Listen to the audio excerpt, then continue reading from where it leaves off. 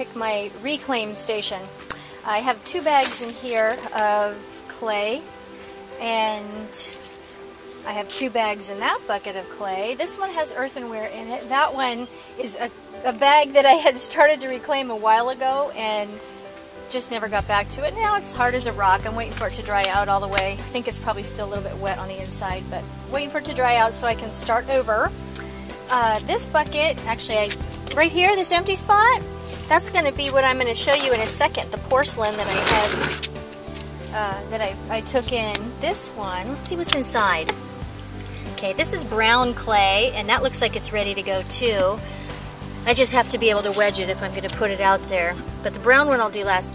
This one is cinnamon, and it got moldy and gross, but this clay is so awesome. I thought I'd try and reconstitute it and see how it went. I might have to put some bleach in there or something, because I'm allergic to mold, like I'm allergic to cats. So anyway, like I said, that was the earthenware, and I have 2 of the bags. Ooh, should probably add a little more water.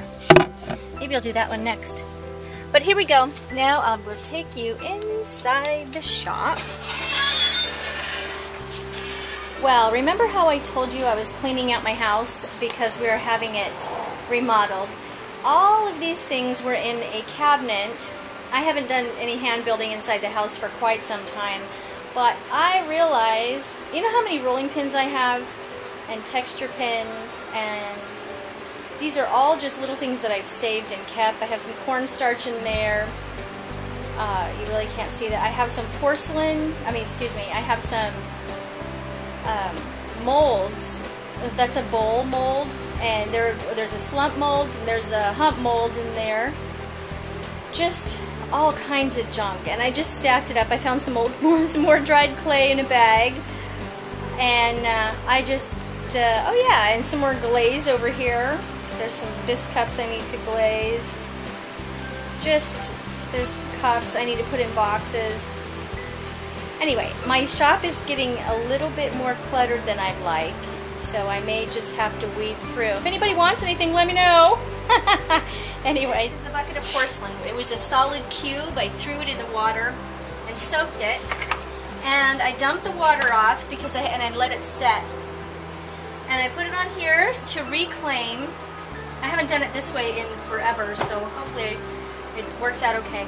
This right here didn't get as dissolved as I'd hoped. I'm just going to let it sit in here and possibly try and wedge it the way it is. It looks like it might be wet. It is wet all the way through, but it's just not where I need to stick it on that. It's like those are 2 really different consistencies. This is what I was going to show you. On the top, I had some really smooth porcelain, and I'm going to use this for porcelain slip. I might put some of my, I don't have any oxides or any colorants to put in it, and I have so many supplies, I don't really want to buy anything else. So I'm going to use underglaze possibly, and maybe separate it out and color it and use on the cups. It's the same cone as the cups. It's a cone 6 porcelain. So it should work out real well. Just thought I'd share what the clay looks like, and all I do is I snip the string. It was wrapped in this. I snip the string, and it comes out with this chunk. And then what I do is slice it. Probably can't see that part, but I'll slice it here. And just start slicing it apart. See how there's so many bubbles in it. And I'll start doing it in chunks and slapping it, wedging it, and away I go.